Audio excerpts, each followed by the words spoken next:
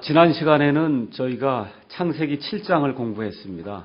그래서 오늘은 창세기 8장에 나와 있는 말씀을 한 구절 한 구절씩 살펴보도록 하겠습니다. 창세기 8장 1절에 가서 보니까 하나님께서 노아와 그와 함께 방주에 있던 모든 생물과 모든 가축을 기억하사 바람을 땅 위로 지나가게 하시니 물들이 줄어들었고, 이렇게 지금 기록이 되어 있습니다. 그래서 여기 가서 보니까 기억했다라고 하는 그런 말씀이 나옵니다. 하나님께서 노아와 그와 함께 방주에 있던 모든 생물과 모든 가축을, 그래서 사람들뿐만 아니라 모든 가축을 기억했다. 개역성경에는 이거를 번념했다, 이렇게 이제 기록이 되어 있습니다. 번념, 좀 어려운 말이긴 한데요. 하여튼 영어로는 remember라고 하는 그런 단어를 지금 쓰고 있습니다. 항상 머릿속에 두고 있었다, 이제 그와 같은 내용이죠. 이 remember라고 하는 그런 단어가 구약성경에 이제 사용된 그 용례를 가서 살펴보시면은 어떤 때 하나님께서 이러한 그 기억했다라고 하는 거를 하나님께서 이제 사용하셨는지 이걸 통해서 그 시대의 그 상황을 우리가 좀 살펴볼 수 있습니다. 창세기 19장 29절 한번 가서 보시죠. 창세기 19장 29절 가서 보시면은 이제 하나님께서 소돔과 고모라 땅을 이제 멸하시는 그와 같은 그 대목이 나올 때 29절에 하나님께서 그 평야의 도시들을 멸하실 때, 곧 롯이 거하던 도시들을 엎어 멸하실 때에 아브라함을 기억하사 그 엎으시는 중에 롯을 내보내셨더라, 이렇게 기록이 되어 있습니다. 그러니까 지금 이 아브라함 때문에 지금 이 롯을 이렇게 그 아브라함을 기억하셔갖고 롯을 이렇게 구출해내는 이런 대목에 기억한다라고 하는 그런 말씀이 이제 나옵니다. 창세기 30장 22절도 한번 가서 볼까요?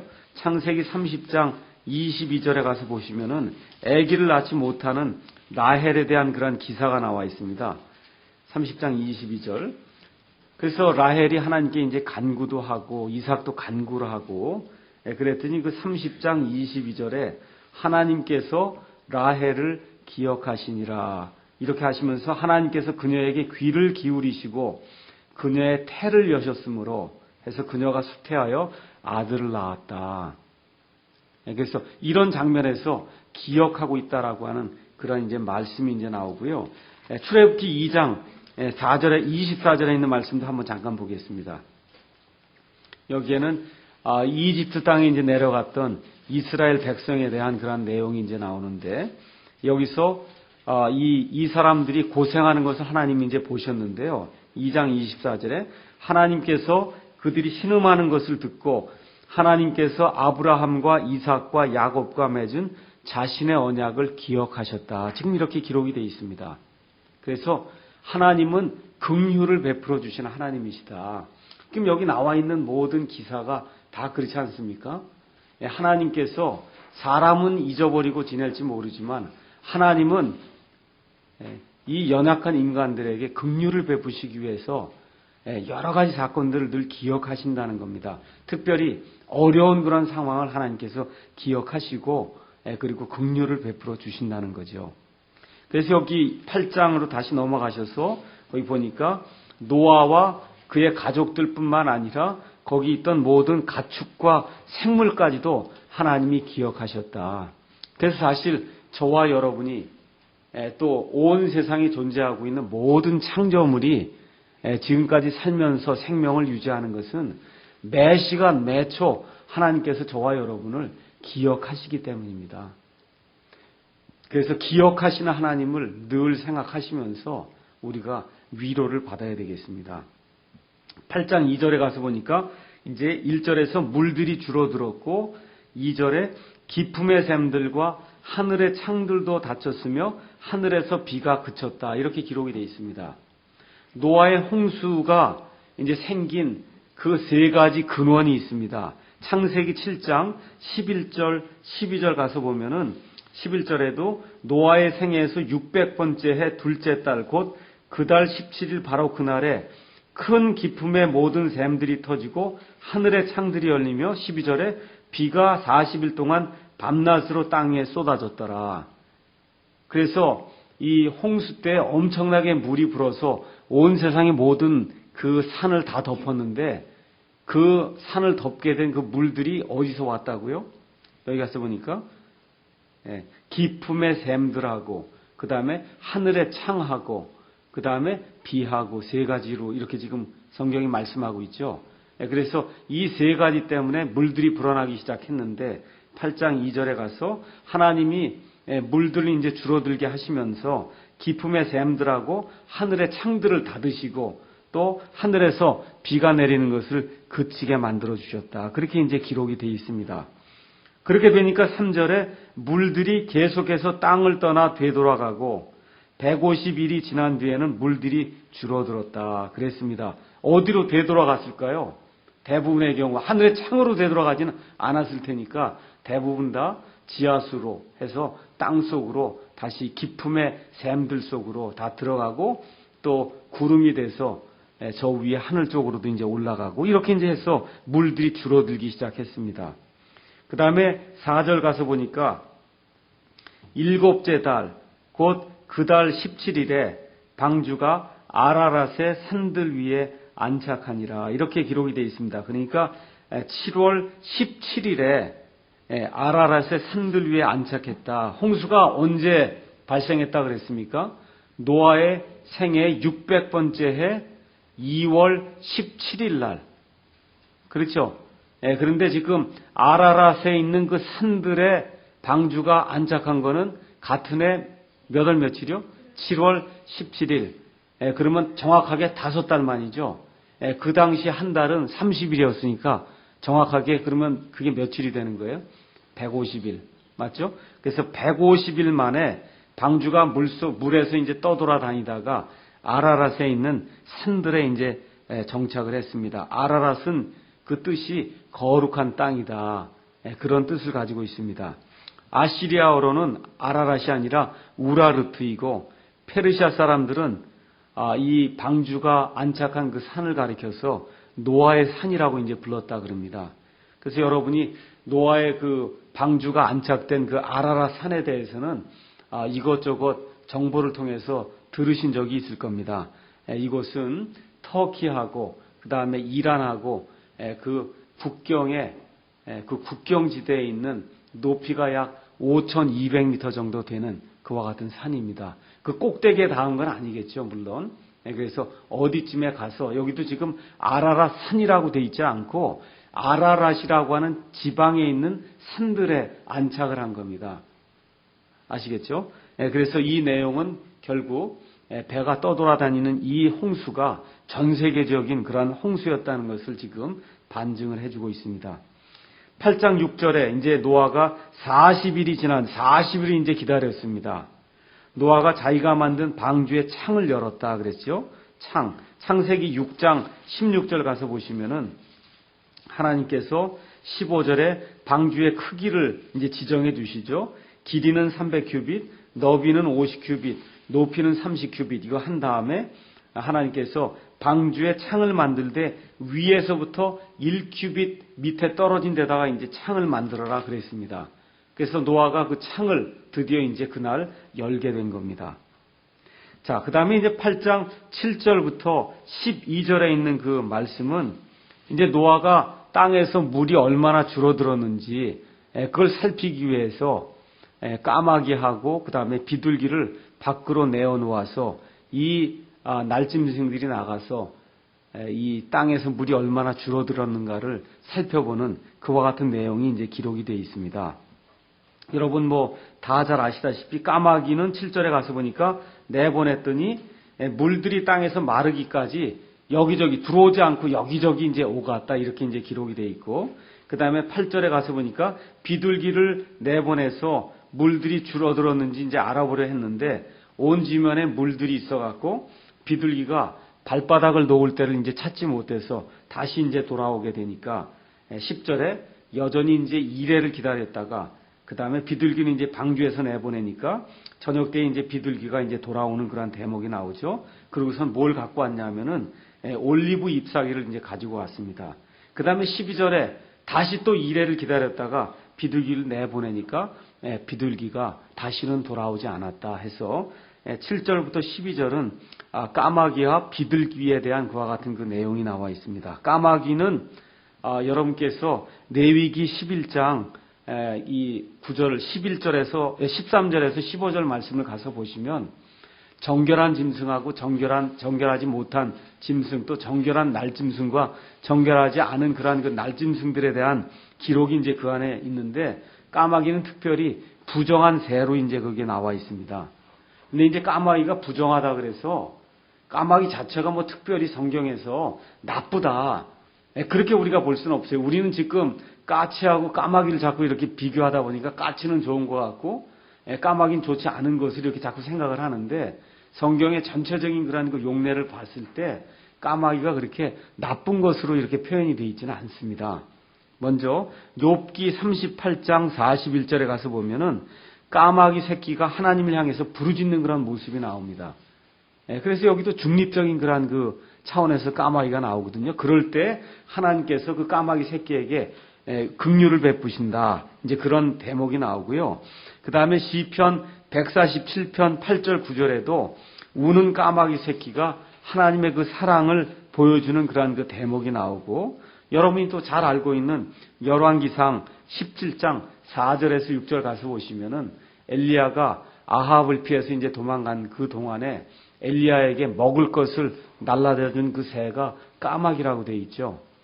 그렇죠? 그래서 성경에 나와 있는 전반적인 그 까마귀의 용례를 가서 살펴보면 까마귀가 부정한 새라는 것은 확실해요.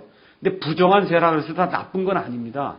부정한 새는 하나님께 제물로 드리지 못하고 사람이 먹을 수 없다는 그런 차원에서 부정하다고 하는 거지, 어떤 그 용도라든지 이런 것에서 다른 것에서 나쁜 의미로 이렇게 쓰인 것은 아닙니다. 자, 그 다음에 이제 비둘기라고 하는 그런 새가 나오는데, 성경에서 비둘기는 대부분의 경우에 정결한 새, 좋은 그와 같은 그 짐승으로 이제 날짐승으로 표현이 되어 있습니다. 자, 신명기 14장 11절에 가서 보면 이제 정결한 새에 대한 얘기가 나오는데, 정결한 그 새에 대해서 특별한 목록은 나오지 않습니다. 근데 우리가 까마귀가 정결한 비둘기가 정결한 새라고 하는 것을 어떻게 알 수 있냐 하면, 비둘기를 가지고 하나님께 제물을 드렸거든요. 맞죠? 그래서 이런 사실을 통해서 하나님께서 정결한 짐승이나 날짐승이 아니면 제물을 받지 않으신다고 하는 그런 사실을 통해서 비둘기는 정결한 새고 하나님이 기뻐하는 그러한 새라고 하는 것을 알 수가 있습니다. 요한복음 1장 32절에는 비둘기가 성령님의 상징으로 또 나와 있고, 마태복음 10장 16절 가서 보시면은 예수님께서 비둘기는 무해한 새다, 그렇게 기록을 해놓으셨습니다. 해를 끼치지 않는다는 거죠. 해를 끼치지 않는다. 자, 원래 그 비둘기라고 하는 비둘기에 상응하는 히브리어 그 이름은 요나입니다. 요나. 그 요나 아시죠? 하나님의 얼굴을 피해서 하나님의 명령을 거부하고 도망갔던 대언자 요나 있죠? 그 요나하고 똑같아요. 그러니까 사람의 이름으로도 요나를 쓸 수 있고, 비둘기를 지칭할 때도 우리가 요나를 쓸 수가 있습니다. 그런데 여러분이 구약성경과 신약성경을 가서 보시면 비둘기는 집비둘기가 있고 산비둘기가 있습니다. 그래서 집비둘기는 우리가 더브라고 하는 그러한 그 단어를 썼습니다. 여러분, 우리말로는 도브라고 얘기하죠. 도브 비누 아시죠? 도브 그 하얀색 그 비누. 미국 말로는 이제 우리가 더브 그렇게 얘기하는데, 이 더브라고 하는 건 집비둘기를 이야기하고, 산비둘기를 얘기할 때는 터들 더브라고 이제 그렇게 얘기합니다. 터들은 거북이라는 얘기인데 거북이 비둘기다, 이렇게 이제 성경에 그렇게 표현이 되어 있습니다. 자, 그래서 집비둘기나 산비둘기 두 가지를 다 하나님께 제물로 드릴 수가 있었습니다. 그래서 여러분이 성경을 가서 보시면은 하나님께 이제 제물을 드린 그런 그 내용이 많이 나오는데, 하나님께 드린 그 모든 제물은 다 비둘기입니다. 그러니까 닭도 있고 여러 가지가 있는데 그런 거는 제물을 못 드려요. 그러니까 성경에서 날짐승 중에서 하나님께 제물로 이렇게 드릴 수 있는 그러한 그 날짐승으로 선택이 된 거는 산비둘기나 집비둘기였습니다. 레위기 5장 7절, 그 다음에 12장 6절에 가서 보시면은 범법 헌물, 사람이 어떤 다른 사람에게 이 과실치사 행위를 했어요. 그걸 우리가 레위기에서는 범법을 범했다. 그래서 우리가 범법 헌물을 하나님께 드려야 됩니다. 그래서 그런 경우에 이 새로다가 범법 헌물을 드릴 때는 집비둘기나 아니면 산비둘기를 썼습니다. 그 다음에 우리가 한번 레위기 12장에 있는 건 조금 중요하니까 한번 가서 살펴보겠습니다. 레위기 12장 2절에서 8절에 가서 보시면은 여자가 남자아이든 아니면 여자아이든 아이를 낳으면은 그러면은 아이를 낳고 나면 많은 피가 나온 그 이후에 얼마 동안은 그 부정한 그와 같은 그 기간이 있었습니다. 그래서 남자아이를 낳은 경우에는 그 부정한 기간이 좀 짧았고 여자아이를 낳은 경우에는 부정한 기간이 좀 길었습니다. 그래서 그 부정한 그런 기간이 지나게 되면 그러면 하나님 앞에 이제 나아가서 제물을 드려서 정결례라고 하는 그와 같은 예식을 행해야 됐습니다. 그 정결례 예식을 행할 때에 8절 가서 보시면 어린 양을 원래 이제 바쳐서 정결하게 하는 그런 예식을 행해야 되는데 그 여인이 어린 양을 가져올 능력이 없거든 산비둘기 2마리나 집비둘기 새끼 2마리를 가져다가 하나는 번제 헌물로 다른 하나는 죄 헌물로 삼을 것이요 제사장은 그녀를 위해 속죄할지니 그리하면 그녀가 정결하게 되리라. 이렇게 기록이 되어 있습니다. 그러니까 어린 양을 돈이 좀 있는 사람은 어린 양을 바쳐야 되고 돈이 없는 사람은 비둘기 2마리를 가지고 하나는 범죄 헌물로 죄 헌물로 그 다음에 다른 하나는 또 뭐로 한다고 해서 번제 헌물로 하나님 앞에 이제 드려야 된다. 그렇게 이야기하고 있습니다. 이 내용을 제가 왜 말씀을 드리냐 하면 누가복음 2장으로 넘어가서 보시죠. 우리 예수님이 이제 이 땅에 태어난 이후에 예수님의 어머니 마리아도 정결례를 행했습니다. 가서 보시죠. 누가복음 2장 22절에서부터 24절에 가서 보면은 22절 이제 정결례를 행하는 내용이 22절, 23절, 24절에 나와 있는데 24절만 제가 읽어보겠습니다. 또 주의 율법에서 이르신 대로 산비둘기 한 쌍이나 집비둘기 새끼 2마리로 희생물을 드리려 함이더라 해서 마리아가 산비둘기 아니면 집비둘기 지금 새끼 2마리를 가지고 정결례 예식을 행하는 그런 대목이 나오죠. 그럼 이걸 통해서 여러분과 제가 뭘 알 수가 있어요? 마리아와 요셉은 가난한 사람이었다. 아시겠죠? 가난하지 않고 웬만큼 돈이 있었으면 정결례를 뭘로 다 드렸어요? 어린 양으로. 그런데 어린 양을 사용하지 않은 이런 그 용례를 가서 이제 봤을 때 마리아와 요셉은 생활이 굉장히 궁핍한 가운데 있었다 하는 사실을 이제 알 수가 있습니다.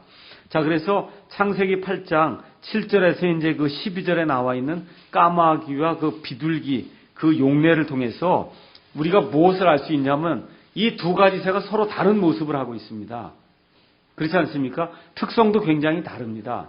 그런데 노아에게 둘 다 와서 봉사를 했거든요. 그러니까 교회 안에도 까마귀 같은 사람도 있고 비둘기 같은 사람도 있고 여러 종류의 사람이 많이 있다는 겁니다. 그런데 다 하나님께 봉사를 하고 교회를 세우는 일에 매진을 해야 된다는 겁니다. 여러 종류의 사람이 있고 여러 가지 특성이 있음에도 불구하고 하나님께서 우리를 교회로 불러주셨기 때문에 교회를 세우기 위해서 그래서 각자가 맡은 바 일들을 감당하고 또 하나님께서 각자에게 주신 달란트가 다 있지 않습니까? 그 달란트로 하나님을 섬기는 일에 열심을 내야 됩니다. 다시 이제 8장으로 넘어가서 보겠습니다. 아까 제가 이제 말씀드린 대로 8장 7절에서부터 이제 12절에 까마귀하고 이제 그 비둘기가 행한 그런 일들이 그 안에 이제 기록이 되어 있고, 그 다음에 그 11절에 가서 보면은 저녁 때 비둘기가 그에게 돌아왔는데 보라라고 하는 감탄사가 나오죠. 보라, behold라고 하는 그런 그 단어가 이제 여기 behold 아니면 영어에서 low라고 하는 그런 그 단어가 쓰이는데 우리 개역 성경에는 behold 아니면 low라고 하는 그런 단어를 다 제거해서 개역 성경에 찾을 수가 없습니다. 이게 원래는 모든 그 성경에 다 들어있는 거예요. 보라 하는 말이 있으니까 거기 감탄이 되는 거 아닙니까? 그렇죠? 지금 뭘 보라고 써 있냐 하면은 이 비둘기의 입에 잡아뜯은 올리브 잎사귀가 있었다는 거죠. 잡아뜯었다는 거예요. 그러니까 둥둥 떠다니는 올리브 잎사귀를 가지고 온 게 아니고 여기 땅에서 자라난 그와 같은 올리브 잎사귀를 이렇게 뜯어갖고 가지고 왔다는 겁니다. 이걸 통해서 이제 나무가 이제 어느 정도 이제 자라고 있다고 하는 그런 사실을 이제 알 수가 있었죠. 그래서 땅에서 뜯어낸 겁니다. 그래서 개역 성경에는 이거를 새 잎사귀라고 돼 있는데 잡아 뜯었다고 하는 것이 원래 히브리 말에 있는 그런 내용입니다. 그래서 여러분이 우리 기독교 안에 여러 가지 상징들이 있는데 그 상징들 중에서 이렇게 비둘기가 올리브나무 그 잎사귀를 이렇게 입에 이렇게 물고 다니는 그러한 그 상징들이 많이 쓰일 겁니다. 그게 지금 여기서 나오는 거예요. 예? 그래서 비둘기와 그 올리브나무 그 가지에 아니면 잎사귀를 물고 있는 그와 같은 그 상징이 평화의 상징으로 여기 노아의 방주에서 유래된 거다. 그렇게 여러분이 이해하시면 좋겠습니다. 8장 12절 가서 보니까 이렇게 올리브나무 잎사귀를 지금 비둘기가 뜯어갖고 가지고 왔는데 그런데 노아가 어떻게 합니까? 여전히 또 기다린단 말이죠. 급하게 나가지 않고. 그래서 우리 현대인들의 문제가 다른 것이 아니라 조급한 데 있다. 그렇게 이제 이야기를 많이 해요. 특히 우리나라 같은 경우는 인터넷이 이제 굉장히 발전해 있고 이래서 하여튼 무슨 뉴스거리가 됐다거나 하면 그냥 삽시간에 퍼져나가거든요. 그렇죠? 그리고 또 인터넷이 우리나라처럼 이렇게 많이 보급이 되고 빠른 나라가 없습니다. 또 휴대폰 같은 거 이런 거 우리나라는 어디 안 터지는 데가 없잖아요. 미국 같은 데는 워낙 땅이 넓다 보니까 그 송신 기지를 다 세울 수가 없거든요. 그러니까 어디 가면 안 돼요, 휴대폰이. 근데 미국 사람은 그거 다 참고 그러고 삽니다. 우리 한국에서 그렇게 됐다 그러면 큰일 나겠죠. 그래서 이 현대인들의 이제 문제점 중에 하나가 조급함인데 지금 하나님의 일을 할 때에는 지금 여기 노아의 이런 그 기사를 통해서 우리가 조금 좀 인내하고 참고 그렇게 견디는 그와 같은 그 연습을 좀 해야 되지 않겠는가 이런 생각이 좀 듭니다. 자, 그 다음에 10절에 가서 보니까 이레를 머물렀다. 그 다음에 12절에도 또 이레를 머물렀다라고 하는 그러한 그 대목이 나오지 않습니까? 그래서 이런 것들을 통해서 이미 그 당시에 이렇게 그 시간의 주기가 일주일씩 돌아가고 있었다는 사실을 우리가 알 수 있었고 또 뭘 알 수 있냐면 이걸 통해서 하나님께서 처음에 일주일 동안에 이 모든 것을 만드셨잖아요. 그러면서 하나님께서 일곱째 날을 복을 주시고 그날 안식하시지 않았습니까? 그래서 그와 같은 일들이 아직 율법이 주어졌습니까? 주어지지 않았습니까? 아직 주어지지 않았음에도 불구하고 그와 같은 그 일주일 시스템 또 이걸 미루어 봐서 안식일 시스템이 이미 그 당시에 존재하고 있었다는 사실을 우리가 이제 알 수가 있습니다. 자, 8장 13절 가서 보니까 제601년 첫째 달 곧 그 달 첫째 날에 물들이 땅에서 마름에 노아가 방주에 덮개를 치우고 보니 보라 지면이 말랐더라. 이렇게 이제 기록이 되어 있습니다. 다시 말씀드려서 첫 해가 이제 한 해가 이제 지나면서 그 다음 해 첫째 날 물이 이제 다 줄어들었다는 그런 사실을 이제 우리가 알 수가 있는데 실질적으로 그 다음 절에 가서 보면 둘째 달 곧 그 달 27일에 땅이 말랐더라. 그래서 첫째 달 첫째 날에 땅이 말랐는데 사람이 거주하기에는 아직 적합하지 않았기 때문에 얼마를 더 기다리는 겁니까? 57일을 한 달이 30일이니까 57일을 더 기다린 겁니다. 그래서 언제 이 모든 것이 말라서 사람이 나오기 시작했냐면 601년 2월 27일 날 그랬다는 거예요. 2월 27일. 그러면 홍수는 언제 생겼다고요? 600년 2월 17일. 그렇죠? 그러면 정확하게 371일입니까? 371일. 맞죠? 그래서 노아가 방주에 들어갔다가 나오는 날까지 총 기간이 371일. 지금으로 따지면 우리가 365일이니까 대략적으로 1년하고 일주일쯤 됐네요. 그동안 여기 방주에 이제 머물러 있었습니다. 자, 그래서 8장 15절에 둘째 달 그 달 27일에 땅이 이제 말라서, 그래서 하나님께서 땅이 이제 1월 1일에 말랐는데 아직 사람이 거주하기에 적합하지 않으니까 하나님의 명령을 더 57일 동안 방주에 앉아서 기다리게 됐습니다. 자, 8장 16절, 17절에 가서 보니까 하나님께서 노아에게 말씀하여 이르시되 너는 내 아내와 내 아들들과 너와 함께한 내 며느리들과 함께 방주에서 나가라. 이렇게 이제 하는 말씀이 나오는데요. 여기 그 며느리를 이야기할 때는 꼭 어떻게 되어 있냐면 노아와 함께 했다고 하는 그 말이 며느리들에는 꼭 붙습니다. 그냥 이렇게 해도 되지 않아요? 여러분, 너는 내 아내와 내 아들들과 내 며느리들과 이렇게 해도 되잖아요. 그렇죠? 근데 며느리들이 나올 때는 꼭 노아와 함께 했다는 말이 꼭 나옵니다. 아주 묘하게 그렇게 기록이 돼 있어요. 그래서 하나님이 그걸 강조하고 싶은 거예요. 그 며느리들도 같이 있었다, 노아와 함께. 자, 그래서 노아의 가족들과 모든 짐승들에게 하나님께서 이제 관심을 두시면서 17절에 모든 육체 중에서 너와 함께한 모든 생물, 여기도 또 너와 함께한 모든 생물, 곧 날짐승과 가축과 땅에서 기는 모든 것을 너와 함께 데리고 나가 그것들이 땅에서 풍성히 번식하며 땅 위에서 다산하고 번성하게 하라. 하나님께서 그렇게 이제 말씀해 주셨어요. 원래 다산하고 번성하라는 것은 창세기 1장 28절에서 하나님께서 첫사람 아담을 만드시고 그리고 아담에게 주신 그러한 그 명령의 말씀이거든요. 근데 사실은 다산하고 번성하는 게 이 아담과 이브가 타락한 이후에는 어느 면에서 저주가 됐죠. 아기를 많이 낳으면 낳을수록 고통이 심해지니까.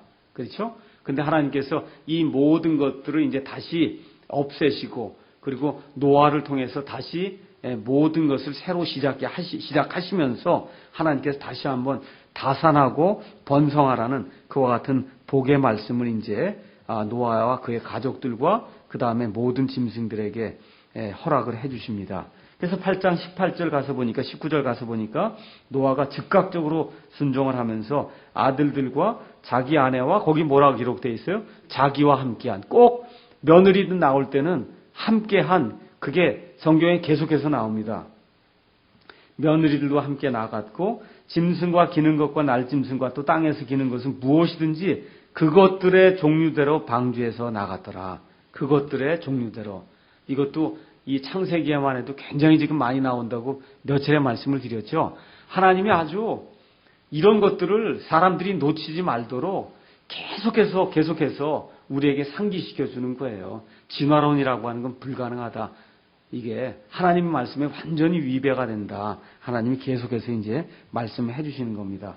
8장 20절에 가서 보니까 노아가 주께 제단을 쌓고 모든 정결한 짐승과 또 모든 정결한 날짐승 중에서 취하여 제단 위에 번제 헌물을 드렸다. 그렇게 이제 거기 기록이 되어 있습니다. 번제 헌물을 드렸다. 자, 그래서 방주에서 나오자마자 노아가 한 일이 뭐냐 하면 하나님께 제물을 드리면서 하나님께 경배를 드린 겁니다. 그래서 성경에서 이 구절에서 처음 제단이 언급됩니다. 제단. 그래서 하나님께 제사를 드리려면 제단이 있어야 하잖아요. 자, 그런데 제단은 사람이 이렇게 손으로다가 이걸 뭘 이렇게 깎거나 이렇게 이런 돌로다가 제단을 지을 수가 없었습니다. 우리 출애굽기 20장 25절에 있는 말씀을 잠깐 보겠습니다.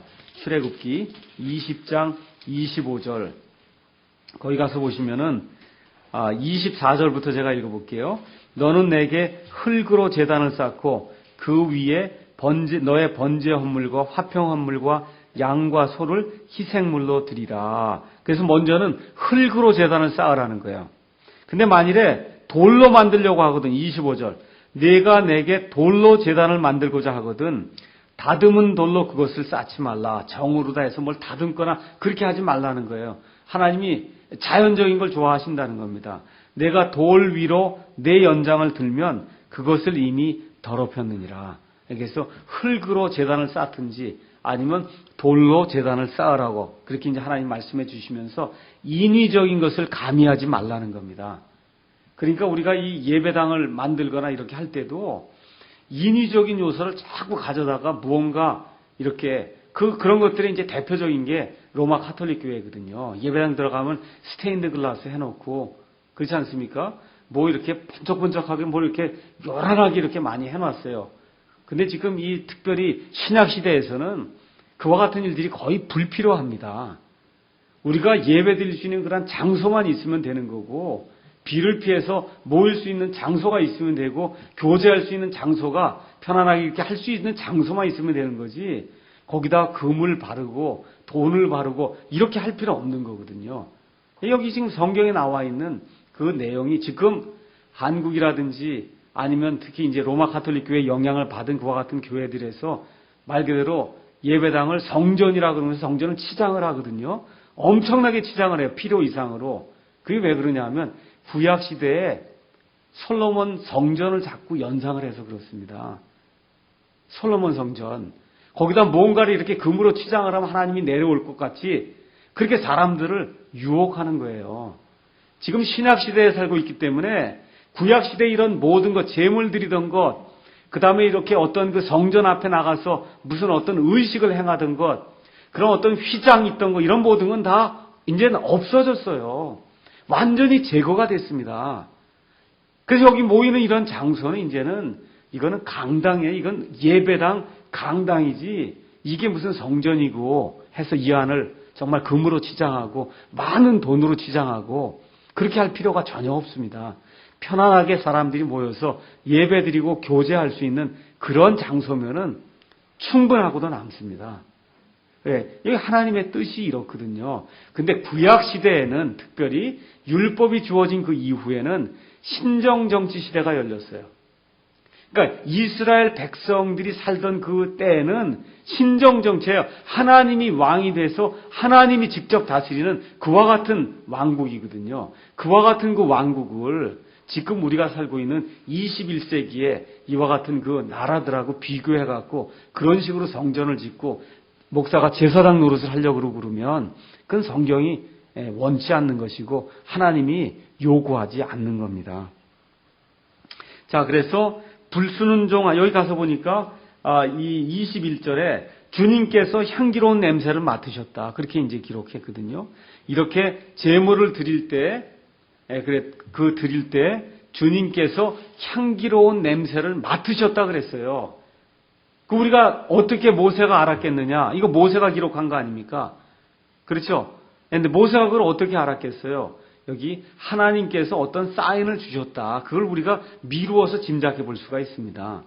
그래서 그와 같은 내용들을 우리가 어디서도 또 알 수 있느냐 하면 여러분 한번 창세기 4장 4절에서 5절 가서 보시면 가인과 아벨이 하나님께 제물을 드리는 그런 내용이 나오는데 하나님께서 아벨의 제물에는 관심을 두셨는데 가인의 제물에는 관심을 두지 않았거든요. 그렇잖아요. 그게 거기에 어떤 표적이 있었다는 겁니다. 그걸 우리가 미루어서 알 수 있다는 거예요. 그걸 어떻게 알았겠어요? 한번 보세요. 가인과 아벨의 그 제물에 이게 제물을 드렸더니 하나님이 아벨의 것은 받아주시고 그 다음에 가인의 것은 받아주지 않았다 그랬잖아요. 지금 여기도 향기롭게 나는 냄새를 하나님이 맡으셨다 그렇게 이야기하지 않습니까? 그래서 여기에 기록은 되어 있지 않지만 하나님께서 어떤 방식으로든 응답하셨다는 사실을 우리가 미루어서 이제 짐작을 해볼 수가 있습니다. 그래서 하나님이 기뻐하시는 그와 같은 그 제물은 하나님이 흠양하신다, 받아주신다 그렇게 이제 기록이 되어 있고 불순종하는 자가 드리는 그러한 제물은 하나님이 그 냄새를 맡지 않는다고 그렇게 기록이 되어 있습니다. 레위기 26장 한번 보시겠습니다. 레위기 26장 31절 한번 가서 보시죠.